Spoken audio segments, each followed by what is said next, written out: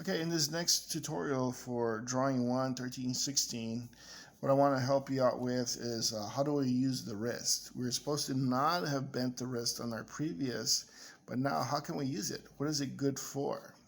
So again, I'm going to be working within the space, and now I want to draw like an organic shape, just so you can see how it actually would work. So again, when I draw this line, I really look at the beginning. When I'm drawing here, I really don't pay attention, but I do focus more so as to where do I want the line to end. As long as you always focus on where you want the line to end, usually it'll end up there. So again, I want to draw these kind of organic shapes. Again, they can look like anything, but they usually look like beans or something like that. Now, what we're going to do here is we're going to incorporate the wrist. What I usually like to do is I like to focus on the outer contour like that. And what I'll do is I'll position the paper like this. And to use the wrist, what I want to do is I want to turn into that wrist. So even before I even draw a line, I say, where can the wrist turn where my hand can just kind of flow right into that outer contour? And that would be about right here, and this little point right here. And I'm going to pivot off the corner of my knuckle there, and I'm just going to turn inwards. So again, starting here, turning in. Now you usually don't even have to look at where the line ends. Usually you just kind of just lift it and lift it. And what I'm going to do is I'm going to turn the paper a little bit, and I'm going to go ahead and just finish this all the way through. And I'm going to try to make the line a little bit more round. Here in this case, here in the bottom, I didn't round the line as much. Here I rounded a little bit more so. But you can see how that line really creates a sense of form. And that's what we really want. We really haven't created a form in the sense that we've drawn a shape and actually try to create a three-dimensional form. But you can see how these lines really help to create that movement.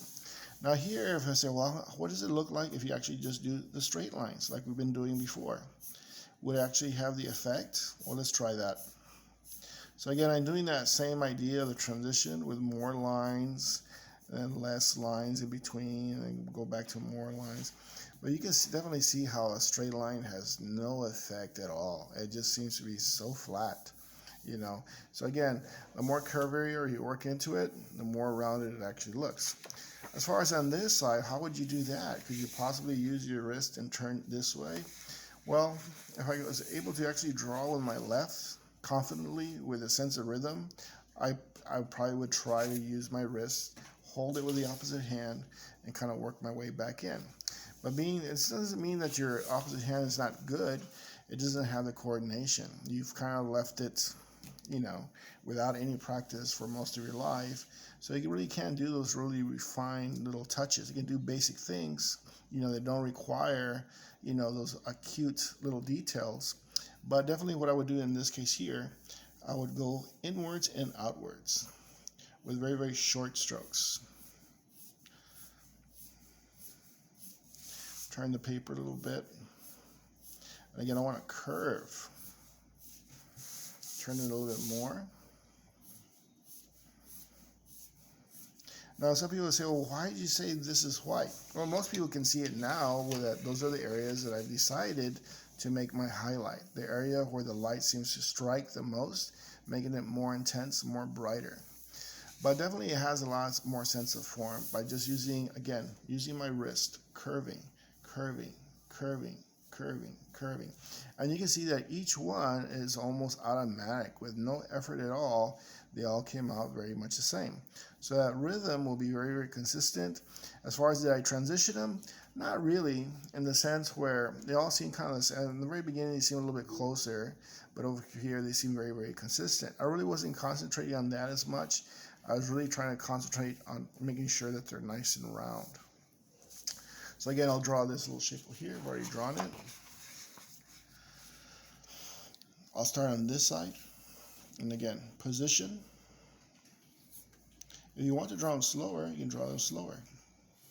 But I usually try to maximize this side with the longest curve, just because it is so easy to draw those nice curves just by using my wrist. If I cannot use my wrist, it's a lot harder. I cannot be as consistent just because I have to pull in and out, pull in and out. And not using my wrist, I'm using my shoulder.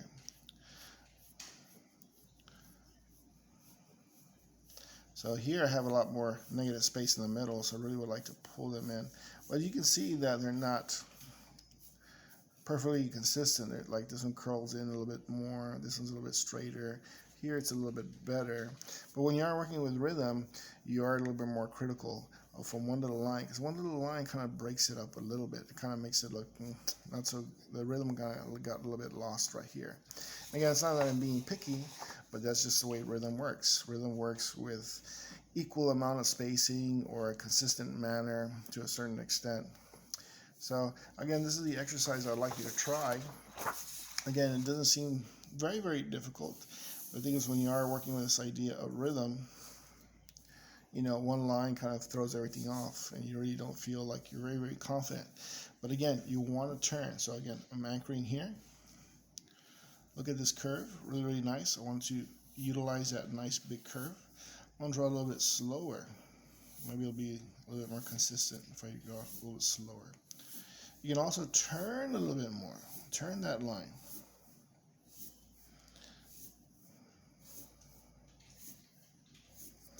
Move this up a little bit. At last. Don't want to make them too straight either. But that came out pretty good. Then turn the paper this way. I'm going to go inwards and outwards. So it's like this, starting in and out.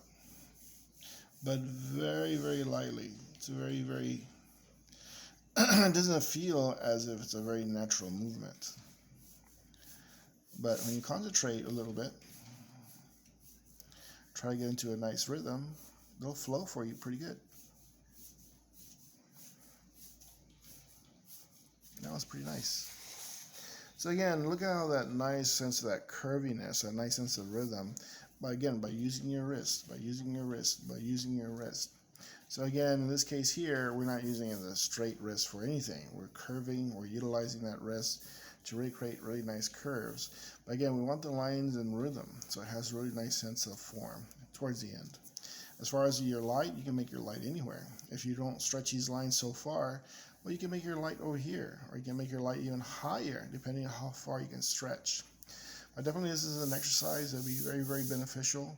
Again, we're working on the straight line, working on the curved line, working on that nice oval. But again, it's all about rhythm. As far as when do we actually start drawing, well, that's coming along. But again, I want to kind of put more tools in your tool chest so you can try different things. And again, these are not graded, but again, it kind of opens your perspective up a little bit more. So again, try this as much as possible. Send me your pictures, show me your examples, but do as much as you can. It doesn't require much effort. You know, within a short time, you can complete quite a few, but always try your best in each one. You know, so if you're making everything very, very small, so like if you're doing your little transitions this tiny, you know, you're really limiting yourself a lot. So if you're doing your transitions this small, you know, you're limiting yourself. So one of the big ideas of not bending your wrist, especially for doing these transitions, you can use your entire page if you want to. You can stretch so much. So again, if I was doing my nice long transition here, again, using my shoulder as the motor, you know, I can even go larger than this.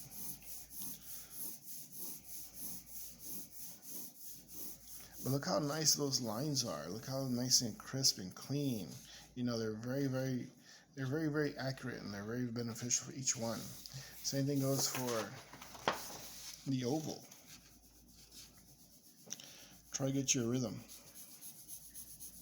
Stay on that rhythm.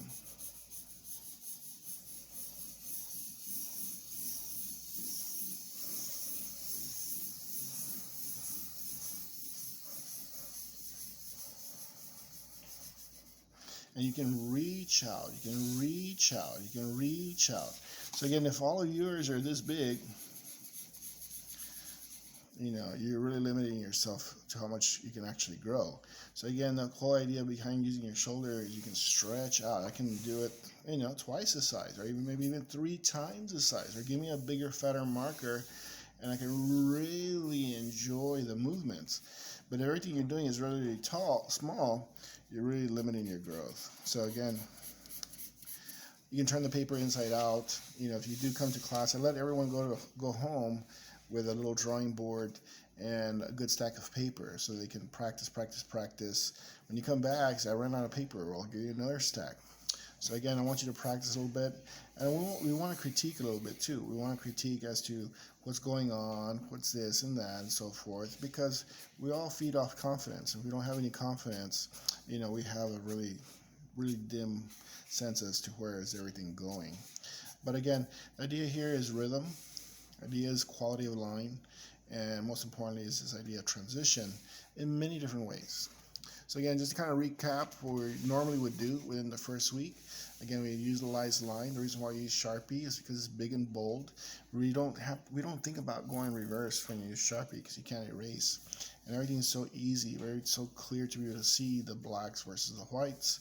So we did the long transitions, 6 different types of lines, whether it be jaggedy, little dots, or whatnot. You know, most people did very, very well on that first day. And then from there, we worked on doing transitions in this sense, you know, giving yourself a space. Try to incorporate that nice rhythm going all the way across. And so over and over and over again. And then we move to this one, which is another type of transition. But again, increasing the spacing and also diminishing the size of the line, increasing and then decreasing. And then we finished off with this one. Okay, so again, try and establish a rhythm with a nice oval, working your way from one end to the other end. And then we finished off with this one here, using your wrist, drawing these little organic shapes of irregular shapes and sizes. And then from there, incorporating the wrist and whipping in. Trying to have a sense of where the light would be. And then, of course, finishing off with a shorter stroke that is drawn with your shoulder. Okay, so we'll move on to more assignments as soon as you work this one through. Thank you.